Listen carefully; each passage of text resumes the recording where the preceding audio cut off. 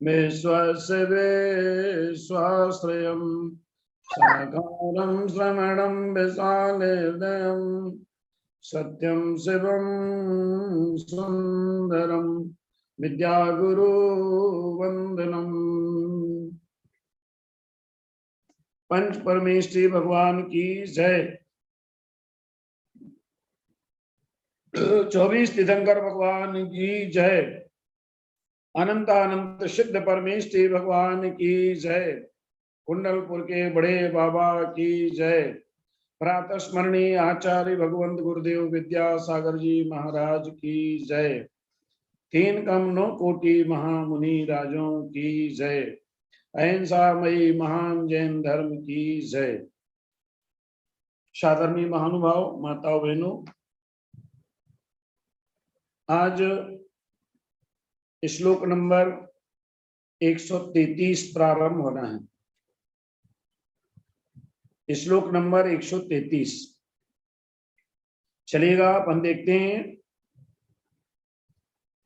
शांति कर्मण्युचित सकल क्षेत्र कालादिहेतौ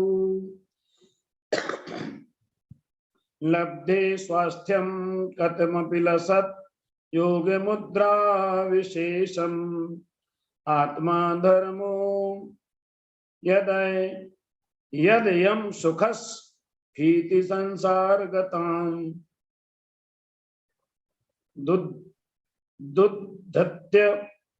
दुद्धत्त स्वयं सुखमय पदे धारयत्यात्मनैव। एक बार इसको फिर से देखते हैं अपन। शांति कर्मण्यु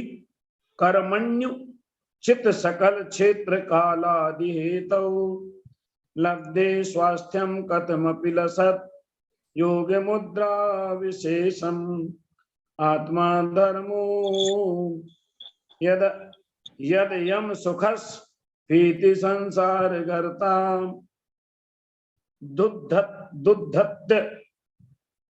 दुद्धत्त स्वयं सुखमय पदे धारयत्यात्मनैव।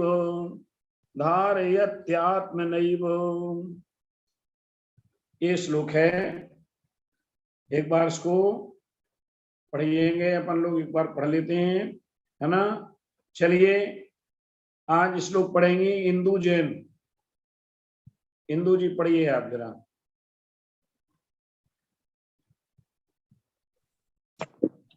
शांति कर्मण्युचित सकल क्षेत्र कालादि हेतौ लब्धे स्वास्थ्यं कथमपि लसद्योग मुद्रा विशेषम आत्मा धर्मो यदयं सुख स्फीत संसार गर्ता दुद्धत्य स्वं सुखमय पदे धारयत्यात्मनैव।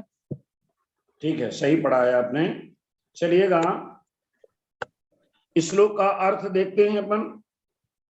शांति कर्मण्युचित सकल क्षेत्र कालादि हेतु, समस्त कर्मों के उपशम होने पर तथा द्रव्य क्षेत्र काल भाव रूप योग सामग्री के मिलने पर जब यह आत्मा ध्यान में लीन होकर अपने स्वरूप का चिंतन करता है, उस समय नाना दुखों को के देने वाली संसार रूपी गड्ढे से छूटकर अपने से ही अपने को उत्तम सुख में पहुंचाता है।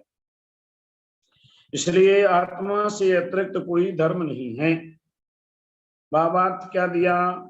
संसार के दुखों से छुड़ाकर जो उत्तम सुख में ले जाता है उसी का नाम धर्म है।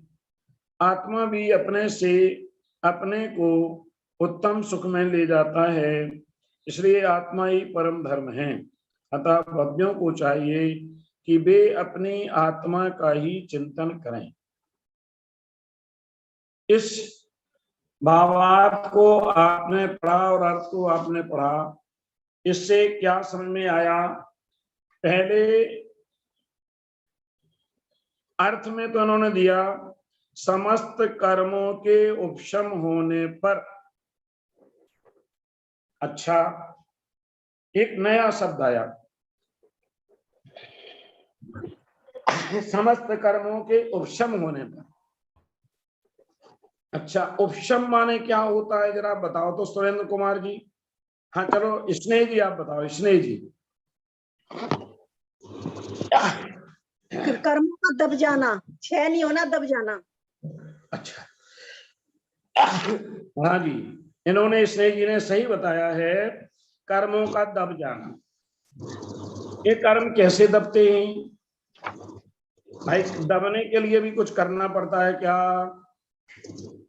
अच्छा सुरेंद्र कुमार जी आप बताओ, उपशम का मतलब क्या है?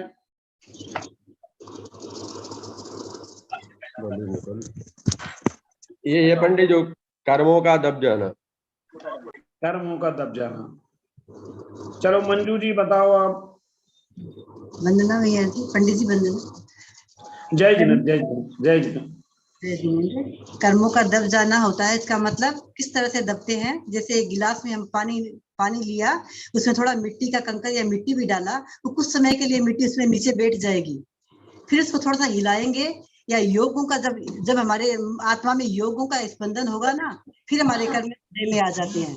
जैसे गिलास में मिट्टी को हिला देंगे तो मिट्टी ऊपर आ जाएगी, उसी तरह से। बताइए कल्पना जी, आप बताइए कर्मों के उपशम का मतलब क्या है? कर्म प्रकृतियों का, जो कर्म प्रकृतियां होती है उनका उपशम हो जाना। अरे ये तो सभी बता रहे हैं। कर्मों का उपशम से मतलब क्या? अभी हम संतुष्ट नहीं है उत्तर से, हम बता रहे हैं। अनंतानुबंधी कर्मों के शांत हो जाने पर, कर्म खत्म हो जाए मतलब शांत हो जाए कर्म। नहीं नहीं, ये तो बिल्कुल ही गलत हो गया।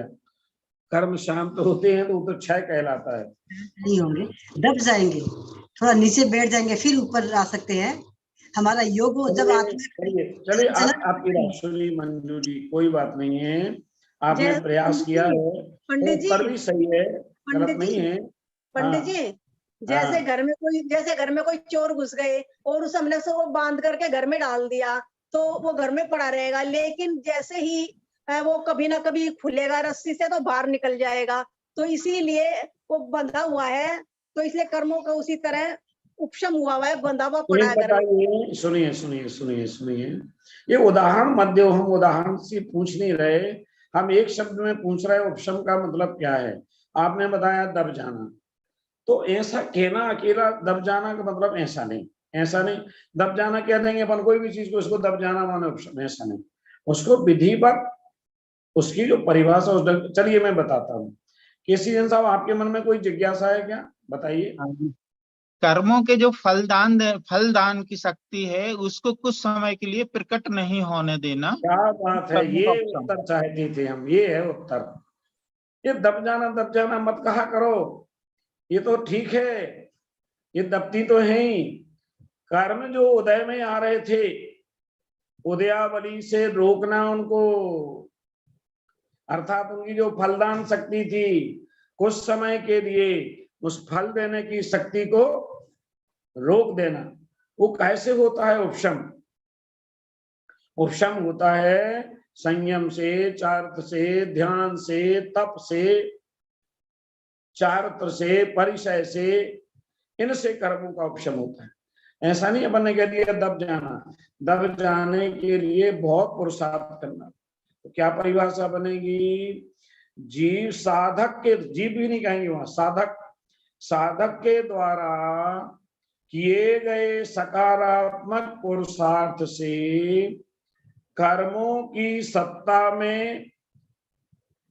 में स्थित कर्मों को अंतर मुहूर्त के लिए उदयावली से रोकना, या उनकी जो फलदान शक्ति थी उस फलदान शक्ति को अंतर मुहूर्त के लिए रोक देना, इसका नाम उपशम है। ये तो उदाहरण है। एक गिलास में पानी भरा है, उसमें राख डाल दी, पानी की राख नीचे बैठ गई, कुछ समय बाद वो पानी स्वच्छ हो गया। ये उदाहरण समझाते हैं उपशम का। लेकिन उपशम की परिभाषा केसी जैन साहब ने बहुत बढ़िया परिभाषा दी।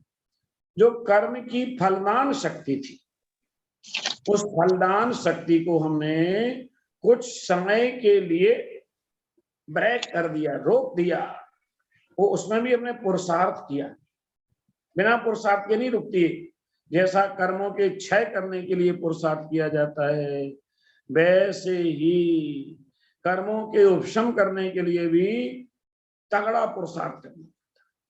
तो यहां पर लिखा समस्त कर्मों के उपशम होने पर, अर्थात उनकी फलदान शक्ति को, या उनकी उदय में आ ही रहे थे, वो उदय में आते तो फल देते, तो हमने उदय से आने में रोक दिया उसको कहते हैं उपशम।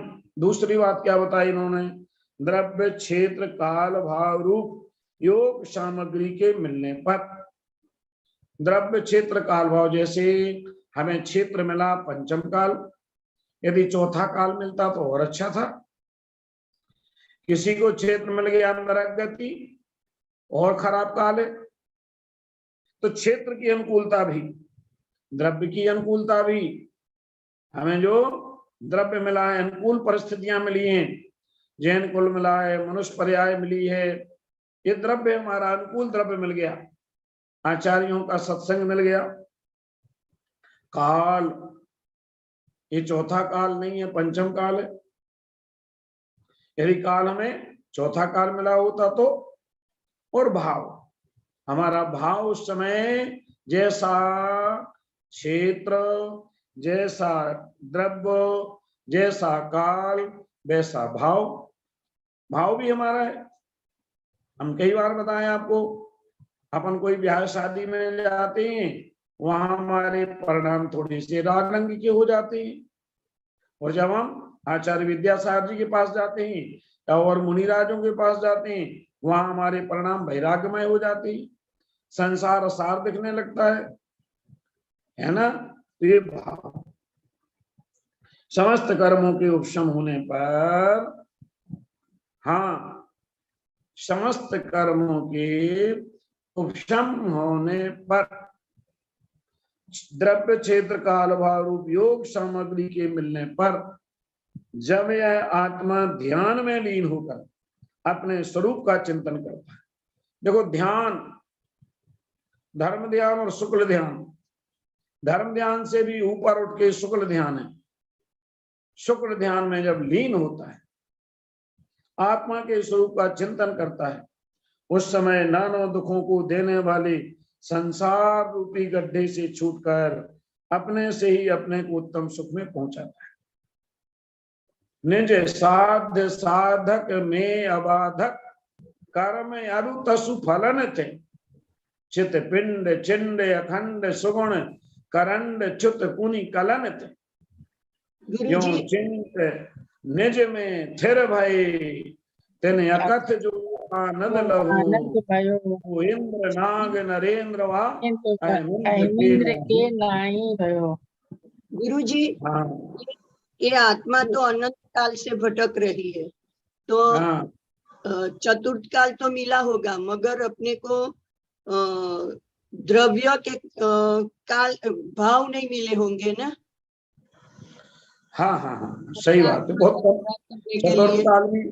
चतुर्थ काल भी मिला होगा, लेकिन उसमें अच्छा कुल नहीं मिला होगा, अच्छा क्षेत्र नहीं मिला होगा।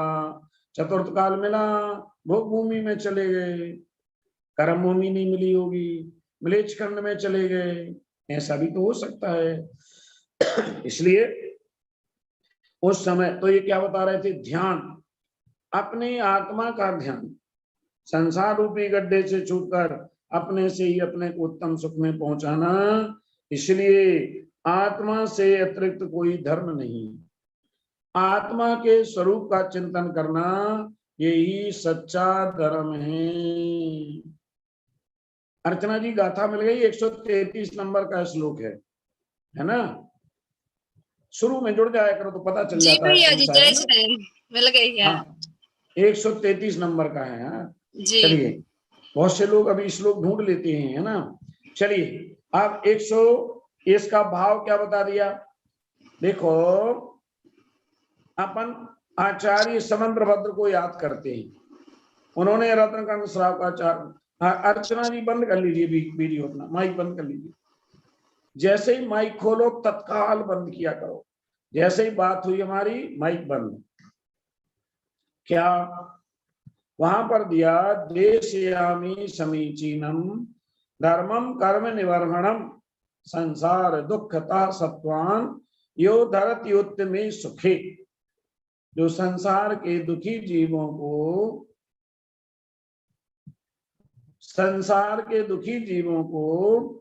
संसार के दुखों से हटाकर उत्तम सुख तक पहुंचा देवे, उसका नाम धर्म है। ये बात बता दी, संसार के दुखों से छुड़ाकर जो उत्तम सुख में ले जाता, उसी का नाम धर्म है। इसी बात को आचार्य समंदरवत स्वामी ने कहा, आत्मा भी अपने से अपने को उत्तम सुख में ले जाती। सबसे बड़ा पुरुषार्थ क्या है? आत्मा के चिंतन से ही परमात्मा को प्राप्त कर पाएगी। बस ये बात मुख्य, आत्मा के चिंतन से ही परमात्मा पद को प्राप्त कर सकती है। चलिएगा अगला श्लोक 134। नो शून्यो न जडो न भूत जनितो नो कर्तृभावं गतो नैको न क्षणिको न विश्वविततो नित्यो न चैकान्तता आत्मा कायमितश्चिदेक निलया कर्ता च भोक्ता स्वयं संयुक्ता स्थिरता विनाश जननै प्रत्येक में कक्षणे। बहुत सरल श्लोक है। नो शून्यो न जडो न भूत जनितो नो कर्तृभावं गतो नैको न क्षणिको न विश्वविततो नित्यो न चैकान्तता आत्मा कायमितश्चिदेक निलया कर्ता च भोक्ता संयुक्ता स्थिरता विनाश जननै प्रत्येक में कक्षणे। चलिएगा अकलंक कुमार जी पढ़िएगा, अकलंक कोलकाता। नो शून्यो न जड़ो न भूत जनितो नो कर्तृभावं गतो नैको न क्षणिको न विश्वविततो नित्यो न चैकान्तता आत्मा कायमितश्चिदेक निलया कर्ता च भोक्ता स्वयं संयुक्ता स्थिरता विनाश जननै प्रत्येक में कक्षणे। बहुत बढ़िया, बहुत शानदार। चलिएगा शिखा बहन सागर। नो शून्यो न जड़ो न भूत जनितो नो कर्तृभावं गतो नैको न क्षणिको न विश्वविततो नित्यो न चैकान्ततः आत्मा कायमितिश्चिदेक निलयः कर्ता च भोक्ता स्वयं संयुक्त स्थिरता विनाश जननै प्रत्येक में कक्षणे।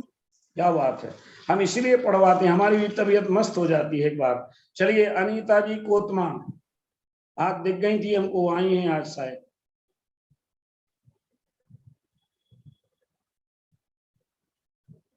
अनीता जी कोतमा है क्या? नो शून्यो न जड़ो न भूत जनितो नो कर्तृभावं गतो नैको न क्षणिको न विश्वविततो नित्यो न चैकान्ततः आत्मा कायमितिश्चिदेक निलयः कर्ता च भोक्ता स्वयं संयुक्ता स्थिर विनाश जननै प्रत्येक में कक्षणे। आज तुमने गलती कर दी, चौथे चरण में ओवर कॉन्फिडेंस में गलती हो गई, और कोई बात नहीं।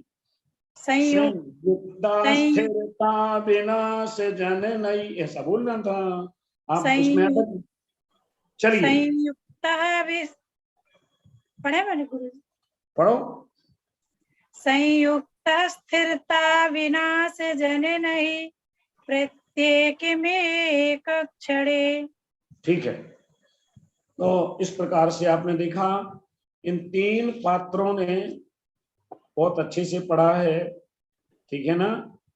बिल्कुल शुद्ध, एक एक विसर्ग का उच्चारण तीनों का बहुत अच्छा था। हम भी पढ़े भैया जी? अब समय अपना हो गया, अब आगे ठीक, अगले श्लोक। ठीक। एकांत से न आत्मा शून्य है, न शून्यो न जड़ो, न जड़ है, न पंचभूत से उत्पन्न, न भूत जंतु, नो कर्तृभाव। एकांत से न आत्मा शून्य है, न जड़ है, न पंचभूत से उत्पन्न हुआ है, न कर्ता है, न एक है, न क्षणिक है, न लोकव्यापी है, न नित्य है। वाह, आपको पता होना चाहिए, ऐसा मानने वाले अनेक दर्शन हैं। बौद्ध दर्शन आत्मा को क्षणिक मानता है, एक शून्य एकांतवादी कहलाते हैं, वो आत्मा को शून्य मानते हैं। एक आत्मा को जड़ मानते हैं, एक मानते हैं पंचभूतों से उत्पन्न है, क्षिति जल पावक गगन समीरा। जहाँ ये पांच भूत मिल जाते हैं वहां आत्मा तैयार हो जाती है। अलग अलग कल्पनाएं, कोई कहता है आत्मा करता है, कोई कहता आत्मा भोगता है, कोई कहता आत्मा क्षणिक है, कोई कहता आत्मा तीनों लोक में व्याप्त है, कोई कहता नित्य है। ये सारे लोग अपने अपने हिसाब से अपनी अपनी बात कहते हैं। जैन दर्शन कहता है आत्मा नित्य भी है, आत्मा अनित्य भी है, आत्मा क्षणिक भी है, आत्मा सर्वव्यापी भी है, आत्मा शून्यवाद भी है। सब कुछ एकांत से स्वीकार नहीं करेंगे, भी है, ऐसी भी है, ऐसी। पर्याय दृष्टि से आत्मा क्षणिक है। मनुष्य पर्याय के बाद त्रियंच पर्याय में चली गई, त्रियंच के बाद देव में चली गई, नरक में चली गई, एक इंद्रिय, ऐसा इस क्षणिक। इसके बाद सर्वव्यापी, जब ये लोक पूर्ण समुद्घात होता है तो तीनों लोक में आत्मा की प्रदेश फैल जाती है, सर्वव्यापी भी है। आत्मा नित्य है, कभी वो नष्ट नहीं होने वाली है। आत्मा पंचभूत से बनी है, ये बात कैसे सिद्ध होगी? अरे जो समूर्छन जन्म है, तो समूर्छन जन्म में क्या होता है, शरीर के योग पुद्गल परमाणु ऑटोमेटिक मिल जाते हैं और शरीर बन जाता है और आत्मा उसमें ठहर जाता है। इस अपेक्षा से पंचभूत से उत्पन्न है अलग अलग से, किंतु अपने शरीर के परिमाण हैं। आपने बताया था, तत्वार सूत्र में पढ़ा था, जितना शरीर उतनी आत्मा। हाथी के बराबर शरीर, हाथी के बराबर आत्मा, चींटी के बराबर शरीर, चींटी के बराबर आत्मा। हाँ, जितना शरीर उतनी आत्मा, किंतु अपने शरीर के परिमाण है तथा सम्यक दर्शन, सम्यक ज्ञान आदि गुणों का आधार है और अपने कर्मों का कर्ता है। हाँ, कर्ता किसका है? जो कर्म उसने बांधे उसका कर्ता है।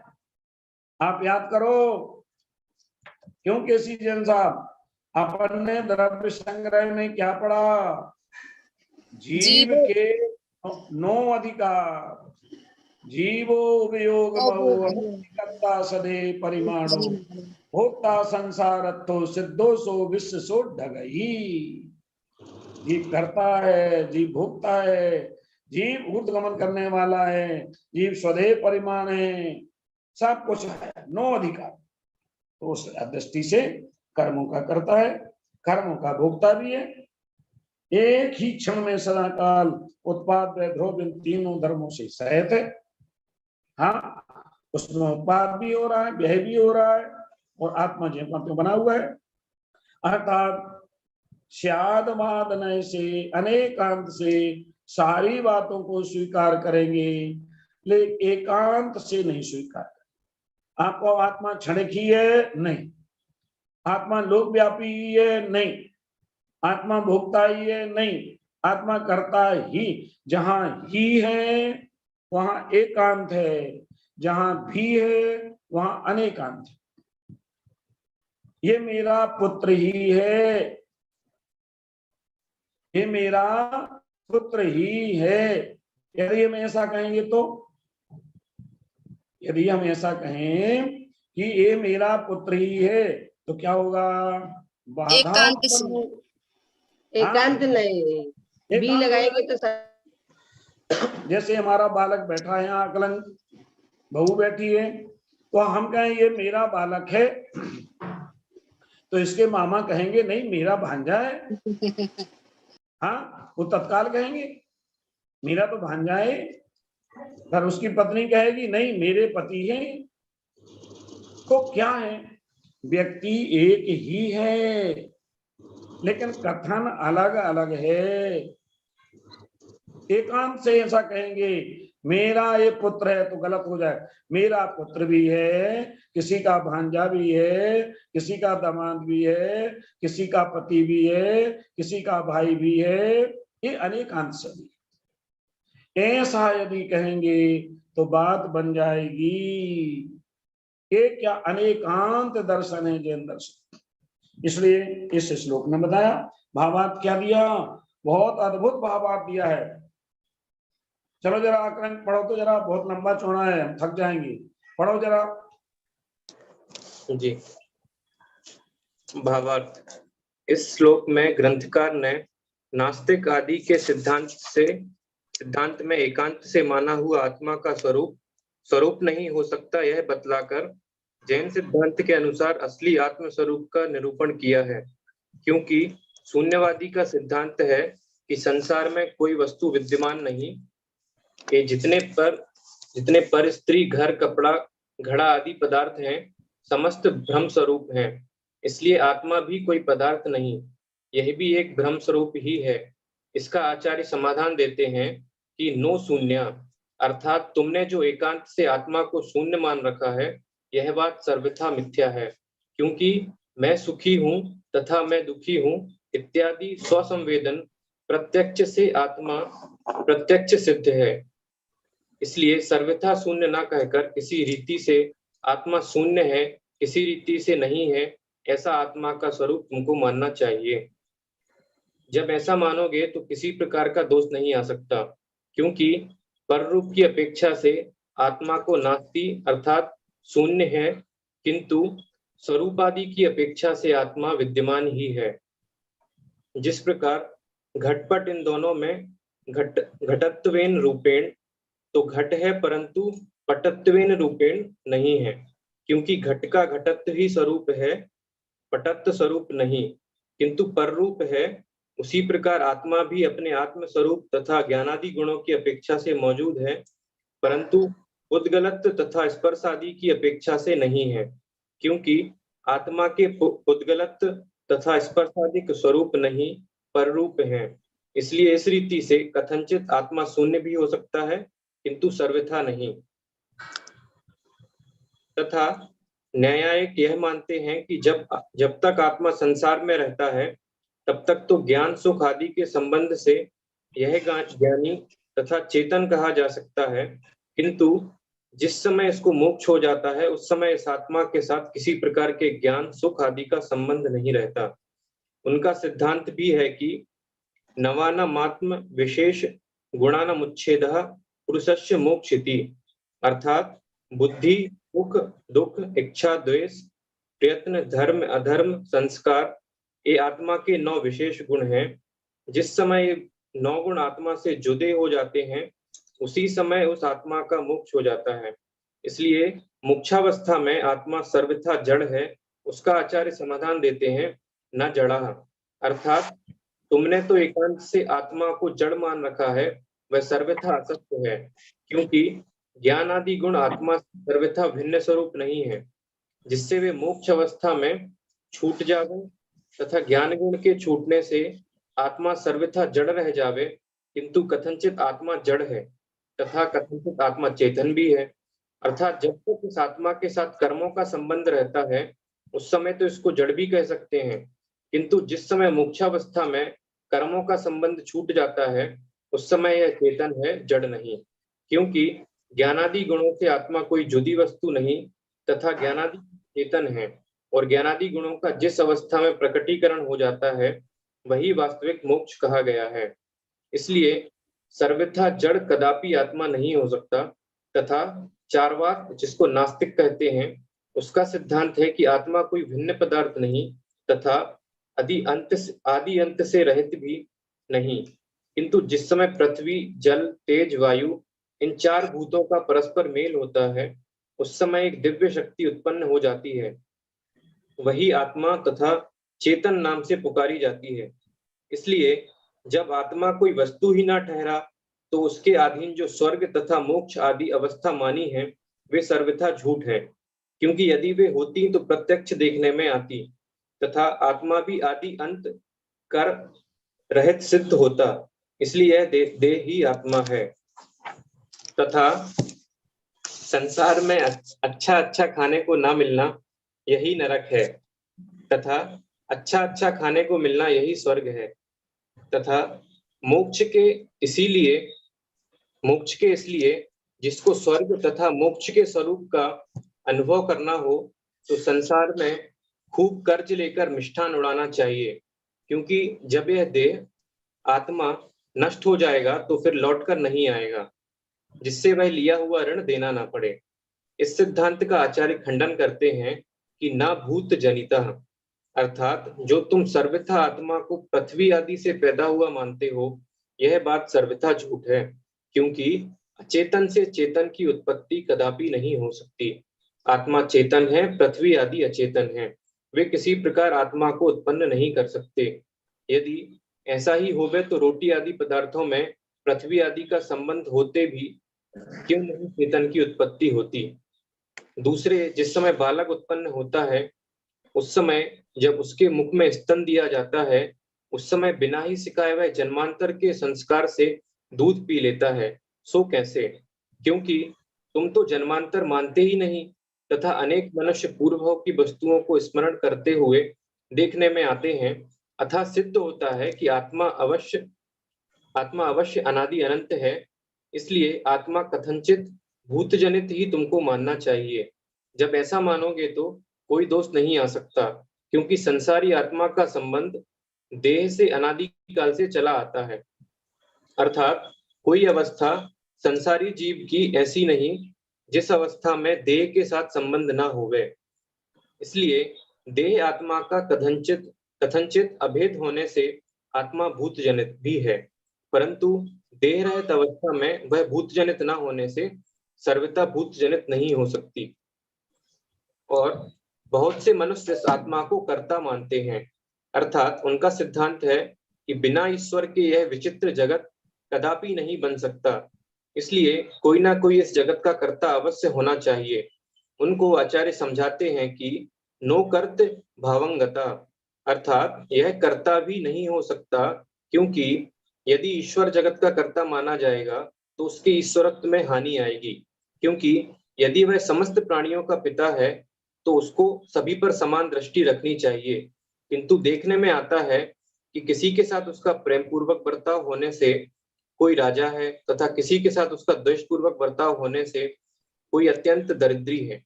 यदि कहोगे कि राजा तथा रंक होना यह अपने कर्मों के अधीन है तो कर्म को ही कारण मानना चाहिए, ऐसे ईश्वर को मानने की क्या आवश्यकता है? इत्यादि अनेक युक्तियों से ईश्वर स्वरूप आत्मा कदापि कर्ता नहीं बन सकता। यदि किसी रीति से कर्ता मानो तो ठीक भी हो सकता है, क्योंकि सर्व ही जीव अपने अपने कर्म तथा स्वरूप आदि के कर्ता हैं, किंतु सर्वथा नहीं। तथा अनेक वादियों का यह कथन है कि आत्मा एक रूप ही है, अनेक रूप नहीं। उनको आचार्य श्रेष्ठ मार्ग पर लाकर कहते हैं नहीं कहा, अर्थात आत्मा सर्वथा एक रूप नहीं, किंतु किसी रीति से एक रूप है तथा किसी रीति से अनेक रूप है। अर्थात अपने स्वरूप से तो एक रूप है, किंतु अनेक धर्मों को धारण करता है, इसीलिए वह अनेक रूप भी है। तथा बौद्ध आत्मा का क्षणिक ही मानते हैं, अर्थात उनका सिद्धांत है कि जितने भी संसार में पदार्थ हैं वे सब क्षणिक हैं, इसलिए आत्मा भी क्षणिक ही है। उनको आचार्य समझाते हैं ना क्षणिका, अर्थात तुमने जो आत्मा को सर्वथा क्षणिक मान रखा है वैसा सर्वथा आत्मा क्षणिक नहीं है, किंतु प्रत्येक द्रव्य की क्षण क्षण में पर्याय पलटती रहती है, इसीलिए तो आत्मा पर्यायार्थी कनय की अपेक्षा से क्षणिक भी है, किंतु दिव्यार्थी कनय की अपेक्षा से वह नित्य भी है। इसीलिए आत्मा को सर्वथा वैसा न मानकर किसी रीति से शून्य है, किसी रीति से नहीं है ऐसा मानना चाहिए तथा शरीराकार प्रदेशी मानना चाहिए तथा ज्ञान का धारी मानना चाहिए और स्वयं करने वाला तथा भोगने वाला मानना चाहिए और उत्पाद आदि धर्मों का धारी मानना चाहिए। इसी प्रकार से आत्मा के वास्तविक स्वरूप का ज्ञान हो सकता है। क्या बात है, बहुत शानदार। देखिए इतना बढ़िया आपने पढ़ के इसको बताया। जो विज्ञ जन हैं, अच्छे श्रोता हैं, वो सारी चीजों को अच्छी तरह समझ गए होंगे। यहाँ इन्होंने जो अनेक वादी प्रतिवादियों के अनुसार, कोई कहता है एकांत से आत्मा शून्य है, कोई कहता है जड़ है, कोई कहता है पंचभूत से उत्पन्न है, कोई कहता करता है, कोई कहता एक है, कोई कहता क्षणिक है, कोई कहता लोकव्यापी है, कोई कहता नित्य है, कोई कहता अपने शरीर के परिणाम है, और कोई कहता सम्यक दर्शन ज्ञान चारित्र से सहित है। आप समझ रहे हो, ये न्याय का विषय कहलाता है। न्याय का विषय जब आपके कोर्स में आएगा आलाप पद्धति, आलाप पद्धति आदि ग्रंथों में अनेक दर्शनों का खंडन मंडन किया जाता है। उन्होंने कहा, कोई कह रहा है कि ये आत्मा तो कोई करने वाला है, इसको बनाने वाला है, सृष्टि करने वाला है, ब्रह्मा ने सृष्टि में बनाया। कितना अच्छा तर्क दिया उन्होंने कि यदि ब्रह्मा ने बनाया है तो एक को राजा बना दिया, एक को भिखारी बना दिया, फिर वो भगवान कैसा? तो कौन नहीं, वो तो अपने अपने कर्म से बना। तो जब कर्म से बना तो तुमने क्या किया? फिर अपने को कर्ता क्यों मानते हो? इधर तो कहते हो भगवान ने बनाया, इधर कहते हो नहीं अपने कर्म का फल है। जब कर्म का फल है तो तुम्हारी उसमें क्या थराई है? ऐसा सबका खंडन किया। चार वाक्य कहते हैं यावत जीवेत सुखम जीवेत ऋणम कृत्वा कृतम पवेत भस्मीभूतस्य देहस्य पुनरागमनम कुतो भवेत। वो कहते हैं मनुष्य जीवन मिला है, खाओ पियो मौज बढ़ाओ। इंग्लिश में कहते हैं ईट ड्रंक एंड टू मैरी, खाओ पियो और मस्त रहो। ये आत्मा जो है ये नश्वर है, समाप्त हो जाएगी। कहते नहीं भैया, और क्या कहते हैं इसके साथ साथ ऋण कर करके घी पियो, ऋणम कृत्वा घतम पवित, क्योंकि ये आत्मा तो नष्ट हो जाएगी।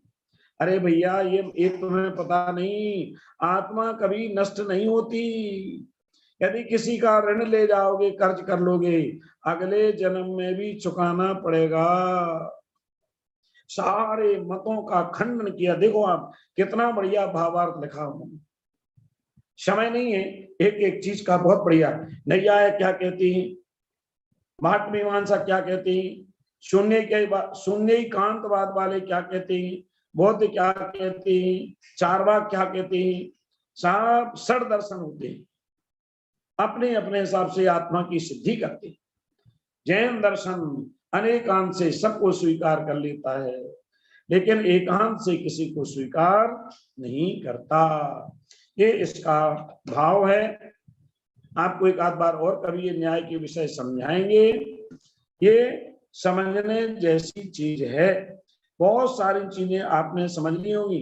तरुणा जी को देखो, हमने देखा है जैसे ही पढ़ना बंद हुआ तो एकदम खुश हो गई, क्योंकि जो व्यक्ति ध्यान से समझता है हाँ, तो उसको बात समझ में आ जाती है। केसी जैन साहब, विषय भावार्थ से बहुत कुछ समझ में आया होगा। खंडन किया, जैनाचार्यों ने खंडन किया एक एक चीज का। नहीं तुम इसको ऐसा कहते हो, नहीं ये ऐसा नहीं। इस खंडन मंडन करना, वादी प्रतिवादी का खंडन करना, ये न्याय का विषय। न्याय का न्याय दिलाता है। यथार्थ क्या है वो अपने आर्गुमेंट प्रस्तुत करता है, अपने तर्क उपस्थित करता है। उस तर्क के आधार पर कौन सच्चा है कौन झूठा है, इसका नाम है दर्शन, फिलॉसफी। इसका नाम है जैन न्याय। तो ये प्रसंग यहाँ पर 134वें श्लोक में यहाँ पर कहा गया है, और आपने हिंदी उसका भावार्थ पढ़ के कुछ कुछ समझा होगा। मात्र एक श्लोक और पढ़ते हैं अपन। पंडित तो जी, आत्मा, हाँ जी, पंडित जी समझ नहीं आया बिल्कुल भी, क्या करें हाँ समझ नहीं आया होगा, हाँ हाँ कोई बात नहीं, ऐसा आपको कहना नहीं चाहिए। आपको ये कहना था कि भाई साहब पढ़ा है, कुछ कुछ तो समझ में आ गया, लेकिन आपने कहा बिल्कुल भी समझ में नहीं आया, अब हम क्या करेंगे। तो कैसे अरे समझे ऐसे हम? हम जब आपसे कह रहे हैं कि बौद्ध कह रहा है आत्मा क्षणिक है, और हम कह रहे हैं आत्मा क्षणिक नहीं, वो ये कह रहा है आत्मा क्षण क्षण में उत्पन्न होता है।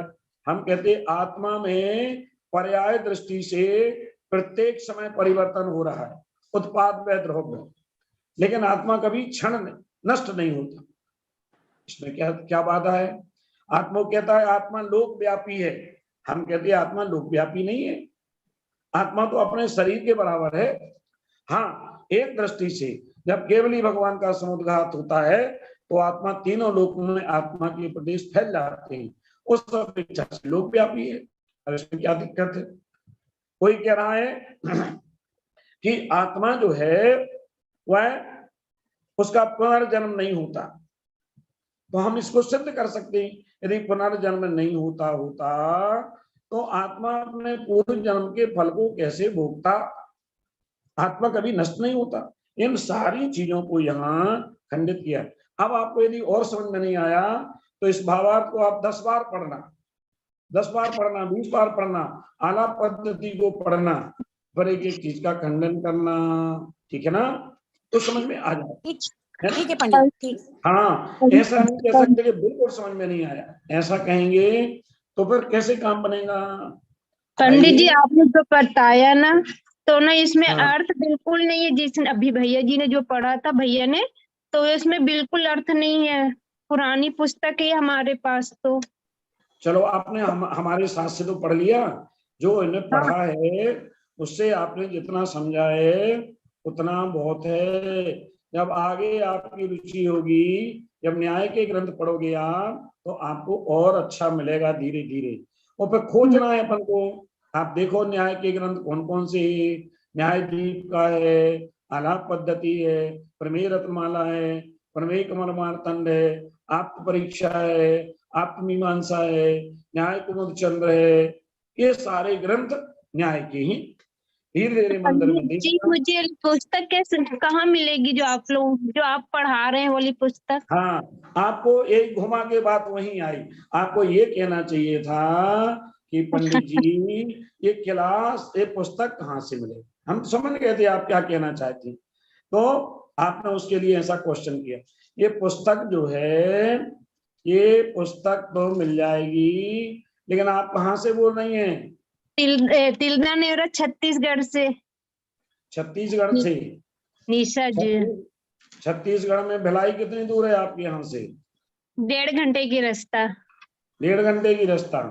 वहां पर क्यों मंजू एक आध पुस्तक बची है क्या? पंडित जी मैं दे दूंगी अगर वो मेरे घर से लेंगी तो। हाँ ले साहब बता दिया आपको। ये मंजू जैन है, भिलाई में रहती हैं, इनको आप, इनका नंबर ग्रुप में डाला रहता है, आप यदि कोशिश करो भिलाई से बुलवाओ तो मिल जाए। ठीक है, हमारे मायके वाले लोग रहते, मैं मंगवा लूंगी। विवेचन नहीं करो आप तो एक आपको बता दिया, आप वहां से प्राप्त कर सको तो कर लेना। हमें एक श्लोक और पढ़ाना है अभी, है ना? सॉरी पंडित जी। अरे सॉरी क्यों कह रही हूँ, आपने अपना विषय बताया, अच्छी बात है। आप कोशिश करना, मिल जाएगी, ठीक है ना? कोशिश करने वालों की हार नहीं होती, कभी जीत होती है। आप पहले से क्लास में जुड़ी होती हैं, आपको पता नहीं चला होगा, नहीं तो हमने 120 किताबें भेजी हैं बाहर, और फ्री आप चार्ज भेजी हैं, विथ पोस्ट के भेजी हैं। अब आप लेट हो गई हो तो आपसे मंजू ने कह दिया मैं दे दूंगी आपको, आप भिलाई से बुलवाइएगा। श्लोक नंबर 135। क्वात्मा तिष्ठति कीदृशा सकलिता केनात्रयस्येदृशी भ्रांतिस् भ्रांतिस्तत्र विकल्प संभृत मना या कोपि साज्ञायताम् किंचान्यस्य कुतो मति परिमियम् भ्रांता स्वभावात् कर्मणो नीत्वा नाशमुपायतस्तदखिलं जानाति ज्ञाता प्रभु। चलिएगा, अब पढ़िएगा। आप क्या नाम तुम्हारा? अर्चना जी। अर्चना जी दलपतपुर, पढ़िए। जी भैया जी। हाँ। क्वात्मा तिष्ठति कीदृशा सकलिता केनात्रयस्येदसि भ्रान्तिस्तत्र विकल्प संभ्रति मना यः कोऽपि सा ज्ञायताम् किञ्चान्यस्य कुतो मतिः परिमियम् भ्रान्ता शुभात् कर्मणो नीत्वा नाशमुपायतस्तदखिलं जानाति ज्ञाता प्रभु। क्या बात है, बहुत बढ़िया, बहुत शानदार अर्चना जी। आपने भी बहुत बढ़िया पढ़ा है। आपने हमारी अनीता जी को भी पीछे कर दिया। अनीता जी हंस रही है। नहीं भैया, आपको पीछे मत करो आप, है ना, क्योंकि वो 4-5 दिन बाद दिखी है हमें, कोई कारण होगा, हम ऐसा नहीं कह रहे। वो बहन हमेशा जुड़ती है तो, लेकिन अर्चना ने अपनी पहचान बना ली है। ये भी बहुत बढ़िया साधर्मी महिला है और हमेशा ज्ञान ध्यान में लगी रहती है महिला। हाँ, तो बहुत अच्छा पढ़ा है बेटी तुमने, बहुत ही बढ़िया, अच्छी लय से पढ़ा है और बोलने को शुद्ध पढ़ा है। बहुत बहुत धन्यवाद, साधुवाद। ठीक, आत्मा का नहीं, क्या आत्मा का नहीं, जानने वाला यदि कोई मनुष्य किसी को पूछे कि आत्मा कहाँ रहता है, कैसा है, कौन आत्मा को भली भांति जानता है, तो उसको यही कहना चाहिए कि जिसके मन में कैसा है, जिसके मन में कैसा है, कहाँ है इत्यादि विकल्प उठ रहे हैं, वही तो आत्मा है। कोई पूछे आत्मा कौन है, कहाँ है, कैसा है, कैसा लगता है, तो कहो जो ये सोच रहा है वही तो आत्मा है। जो कह रहा है कि आत्मा कैसा है, वही आत्मा है, क्योंकि कहने वाला तो आत्मा है, अचेतन नहीं है। हाँ, कहने वाला आत्मा ही है। तो ये ज्ञान जितना प्राप्त किया जाए, आज हमारे चंद्र कुमार जी साहब एक क्लास में जुड़ते हैं और कोई क्वेश्चन होता तत्काल उसका उत्तर दे देते हैं। आज भोग भूमि की, कर्म भूमि की चर्चा चल रही थी, इनसे पूछा गया तो भैया जी ने क्या कहा, चंद्र कुमार जी आपकी मेमोरी बहुत अच्छी है। अरे भाई, जो व्यक्ति 4-4, 5-5 घंटे क्लास ज्वाइन करता है, 1 मिनट का भी समय जिसका व्यर्थ नहीं जाता, उसको ज्ञान कैसे प्राप्त नहीं होगा। जो बात 1 घंटे के लिए जुड़ता है, आध घंटे के लिए जुड़ता है, जुड़ रहे हैं, कभी 3 बजे जुड़ गए, कभी 3:30 पे, कभी 3:45 पे, कभी 4 पे, कभी 4:15 पे, और फिर 4:15 बजे फिर छोड़ना कर दिया। जिनवाणी ऐसे नहीं आती। देखो अभी भी जुड़ते जा रहे लोग, अभी भी जुड़ते जा रहे, हम देख रहे हैं। अब क्या करोगे भैया, 3 मिनट बचे हैं, अब तो आप फॉर्मलिटी कर रहे हो। तो कहते हैं जो चिंतन कर रहा है, जो बोल रहा है, जो सुन रहा है, जो जान रहा है, जो खा पी रहा है, जो चल रहा है, जो घूम रहा है, वही तो आत्मा है, वही आत्मा है। यदि शरीर के अंदर आत्मा ना हो तो शरीर मुर्दे की समाधि जगह पड़ा रह जाएगा। इसलिए कितनी बढ़िया बात कह रहे हैं, आत्मा का नहीं जानने वाला यदि कोई मनुष्य किसी को पूछे कि आत्मा कहाँ रहता है, कैसा है, कौन आत्मा को भली भांति जानता है, उसको यही कहना चाहिए जिसके मन में कैसा है, कहाँ है इत्यादि विकल्प उठ रहे हैं, वही आत्मा है। आत्मा वही है, उसके अतिरिक्त कोई आत्मा नहीं है, क्योंकि जड़ में कैसा है, कहाँ इत्यादि कदापि बुद्धि नहीं हो सकती। जड़ जो है, पुद्गल जो है, उसमें ये बुद्धि हो ही नहीं सकती। बुद्धि किसमें होगी? आत्मा। परंतु अशुभ कर्म से जीवों की बुद्धि भ्रांत हो रही है। हाँ, ये बात अलग है। एक शुभ कर्म होते हैं, अशुभ कर्म होते हैं। अशुभ कर्मों से जीव की बुद्धि कुंठित हो रही है, वो वस्तु के स्वरूप को समझ नहीं पा रहा। आत्मा के महत्व को समझ नहीं पा रहा। कर्म का उदय आ गया तो दुखी हो गया, पुण्य कर्म का उदय आ गया तो सुखी हो गया। और जो दोनों में समता भाव रखता है वही सही। हमारी ममता जी आचार्य भगवान के यहाँ चौका लगा लेने जा रही थी। एक्सीडेंट हो गया भयंकर, रीढ़ की हड्डी में फ्रैक्चर हो गया, 2 महीने से बेड रेस्ट पर है।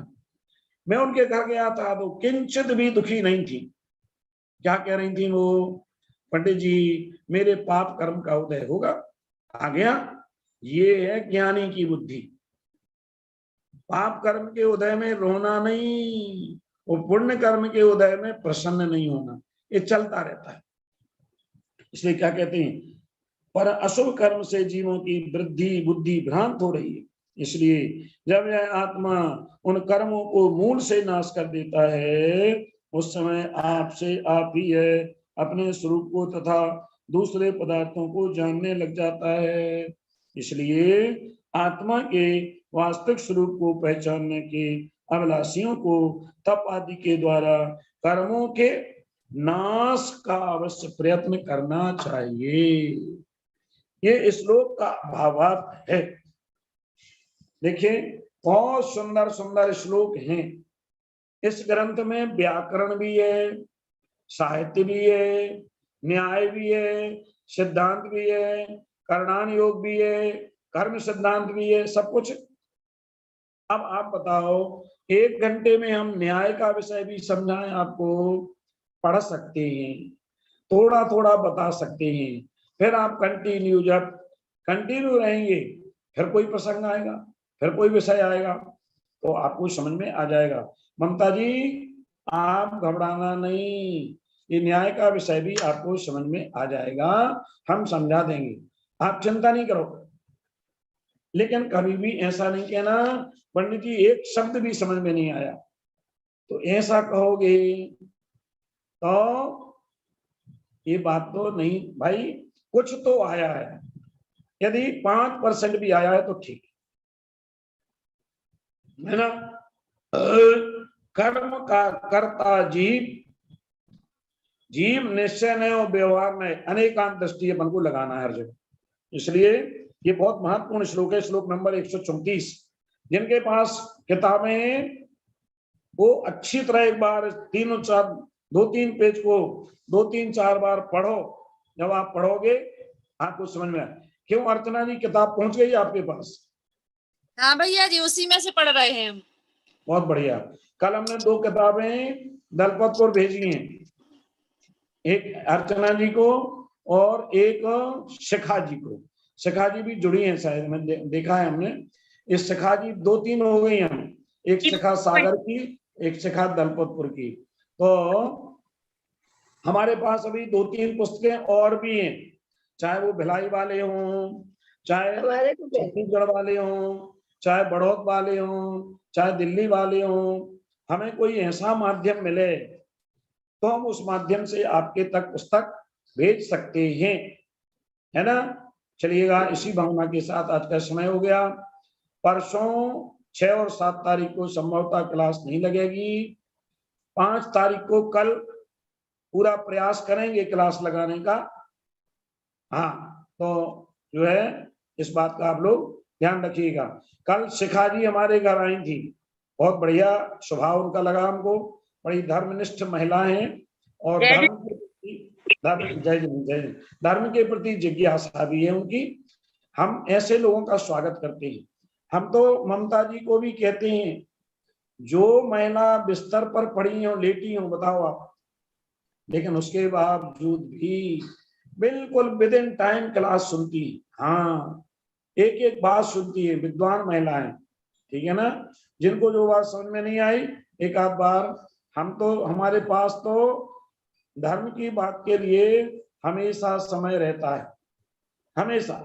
आप कभी भी फोन लगाओ, बात कर लो, हमारे ज्ञान में आएगा, हम आपको समझा देंगे। चलिएगा। किरण जैन ये रोज जुड़ती हैं, लेकिन उनका वीडियो नहीं खुलता, कहाँ से जुड़ती है ना। अभी हमको संतुष्टि नहीं हो रही, स्नेही लता जी जुड़ी हैं आज एक लिए, है ना। हाँ अच्छा, आज हमारे को किताब नहीं पहुंची अभी तक। अपनी फोटो दिखा दी है कि पंडित जी 1-1.5 महीने के बाद हम भी 4:30 बजे आपकी क्लास में जुड़ गए हैं। धन्यवाद, बहुत बढ़िया।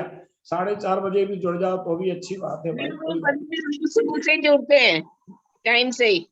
नहीं महाराज जी, नहीं कुछ मजबूरियां थी, अब मैं बाहर आई हूँ तो बहू की तबीयत खराब हुई तो मैं यहाँ आके कर रही हूँ क्लास। महाराज जी के पास नहीं जा पा रही। कल भी देखी थी मैंने, कल भी सुनी थी। सुषमा जी आपका स्वागत है, बहुत बढ़िया। आप पहले जुड़ती नहीं हो, हमने आपसे कहा था अलीगढ़ का एक ताला भेजना है आपको, लेकिन आपने भेजा नहीं आज तक। क्या बताएं? भेज देंगे महाराज भैया। अली बहुत लोगों को भेजे हमने ताले, बहुत लोगों को भेज देंगे। नहीं, आपको हमें ऐसी शुभकामना देना कि भैया जी ताले लगाने की जरूरत ही नहीं पड़े, आप तो दरवाजे खोल के जाया करो, ठीक है ना। ताले की जरूरत ही नहीं पड़े आप चलिएगा। हम तो मजाक करते हैं, आप भेज नहीं देना भूल से, हमारे पास बहुत ताले हैं। नहीं पंडित जी, हमारी ना माँ की क्लास चल रही है उन महाराज श्री की, लेकिन मैं किसी वजह से वहां नहीं अटेंड कर पा रही, तो बीच में ये करिए। देखो एक बात बताएं आपको, महाराज जी की क्लास तो सब जगह चलती है, महाराजों की क्लास तो हर जगह चलती है, प्रवचन भी होता है, लेकिन न्याय सिद्धांत आदि की विधिवत क्लास जो चलती है, हाँ, यही समय है 3:30 से 4:30।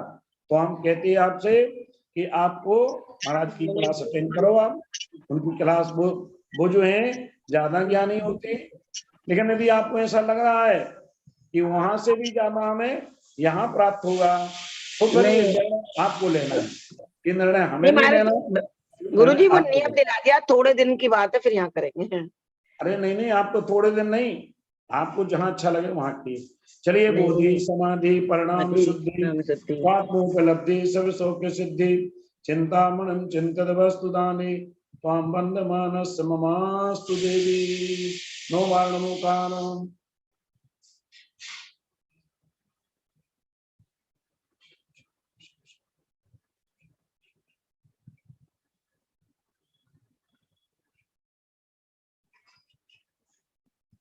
हाँ मंजू जी भिलाई से हमारा एक कहना जरूर है कि यदि मंजू सेकंड भिलाई वाली आपको मिल जाए तो आप उनको हमारा सादर जय जिनेन्द्र प्रेषित कर देना, कहना पंडित जी ने जय जिनेन्द्र कहा है और आपको बहुत बहुत शुभकामनाएं दी हैं। और ये भी कह देना कि आपके कहने से पंडित जी ने क्लास शुरू की थी, आगे थोड़ा लिखा बहुत जानना, ठीक है ना। लेकिन जय जिनेन्द्र कह देना हमारी, कहना आपकी बहुत याद करते हैं पंडित जी। जी पंडित जी जरूर बोल दूंगी। हाँ, और थोड़ा सा यदि अधिकार हो तो अच्छे से ही बोल देना। जय जिनेन्द्र, जय जिनेन्द्र, जय जिनेन्द्र, जय जिनेन्द्र। पंडित जी